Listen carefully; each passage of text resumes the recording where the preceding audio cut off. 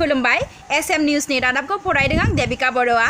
थांनाय शुक्रबाराव बड'लेण्ड फरायसा आफादनि बानजायनायाव 9 आरो 10 थाखोआव फरायनाय फरायसाफोरनि थाखाय गोलोम बोथोरनि बेसेन नाङै फोरोंथाय बादा बेखेवदों।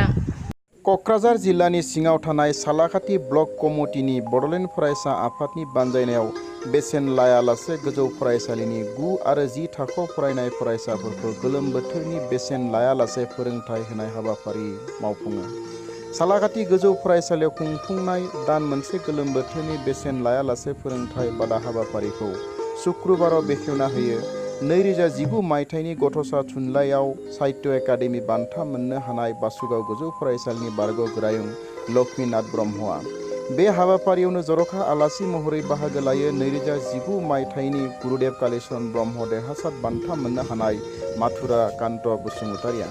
मख'नाय जायोदि क'क्राझार जिल्लानि सालाकाटि ब्लक कमिटिनि बड'लेण्ड फरायसा आफादनि बानजायनायाव दान मोनसे गोलोम बोथोरनि बेसेन लायालासे फोरोंथाय बादा हाबाफारियाव सा 60निबो गोबांसिन फरायसाफोरखौ सानखान्थि बिगियान आरो इंराजि आयदायाव फोरोंथाय होनाय जायो। बे हाबाफारियावनो बाहागो लायो फारि सालाकाटि ब्लक कमिटि बड'लेण्ड फरायसा आफादनि आफादगिरि नेहाथारिजों लोगोसे फरायसा नखरनि बिमा बिफा बिथांमोना।